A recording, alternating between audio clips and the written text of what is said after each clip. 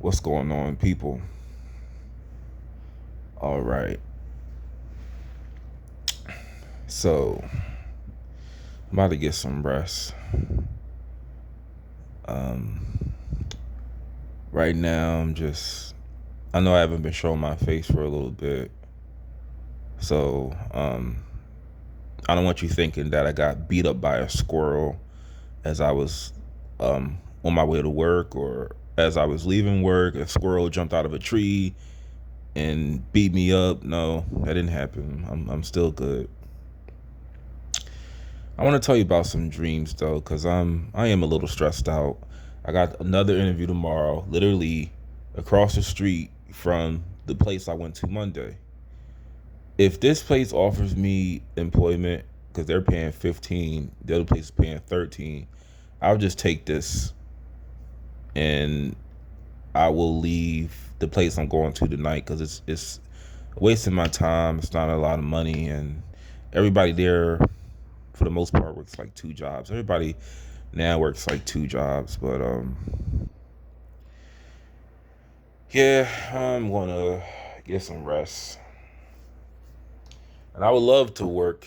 If they offer me a job, I would love to work there. I don't gotta pay for no rail pass, no trans pass. I can just walk to work, and I can just put 290 inside the fare box when I go to church, and that's the end. That's transportation, and I can just find another night job somewhere else. But in spite of how things are, you gotta stay faithful to the Holy Spirit. Don't give in to temptation. Don't give in to the devil's tricks. Just ignore the devil. Tell the devil to go jump in the river. Not literally, but well, literally, yeah, literally. But yo, guys, I had this weird dream yesterday.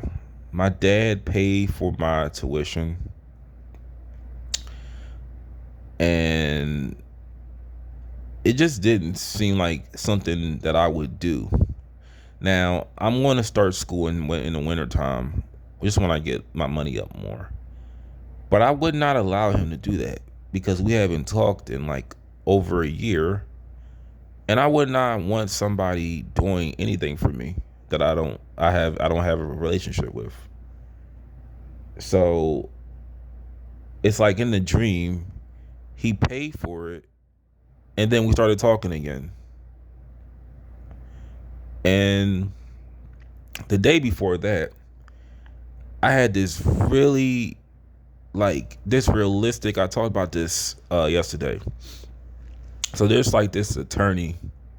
Well, she doesn't practice law anymore. She's like a speaker now.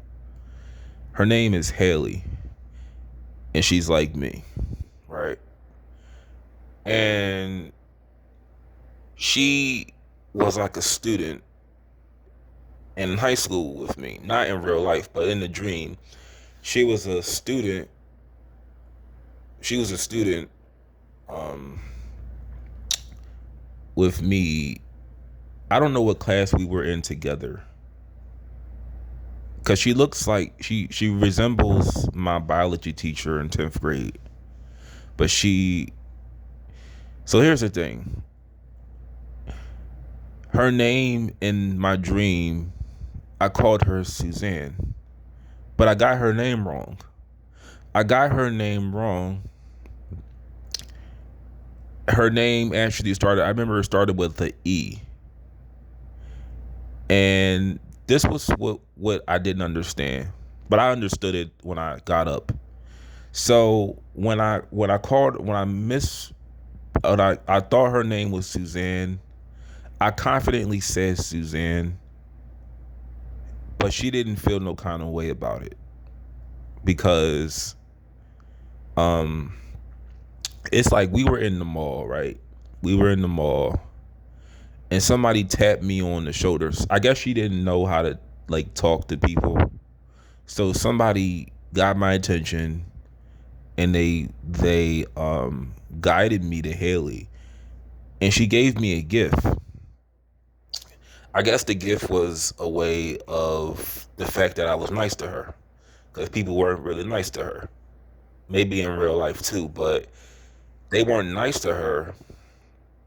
She gave me a gift, and it was a stuffed animal or like a toy. It was a stuffed animal. And when I got it, we hugged, and I just said, I don't know how to repay you back. But I got her name wrong. I know you probably think, why would she give you a gift if I got her name wrong? And this is how I think that dreams are sort of like interconnected with everybody else's like consciousness.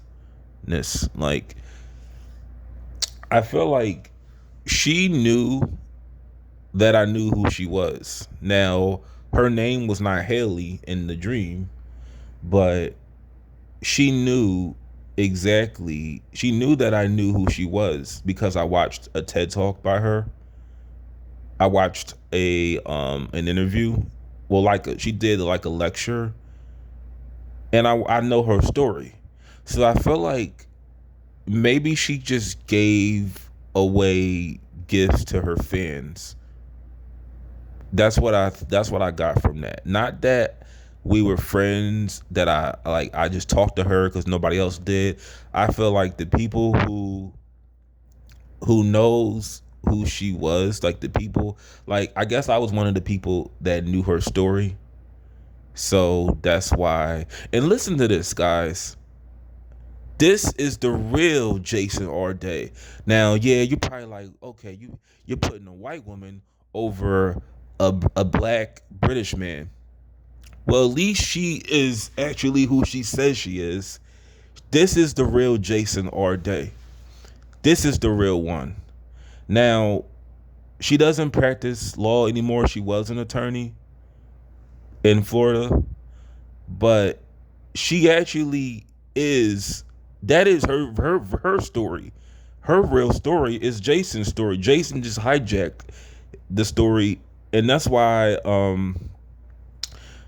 he's a little polarizing this to a lot of people. Like, some people don't care that he died. Some people do. Some people are defending him. Some people are saying who cares?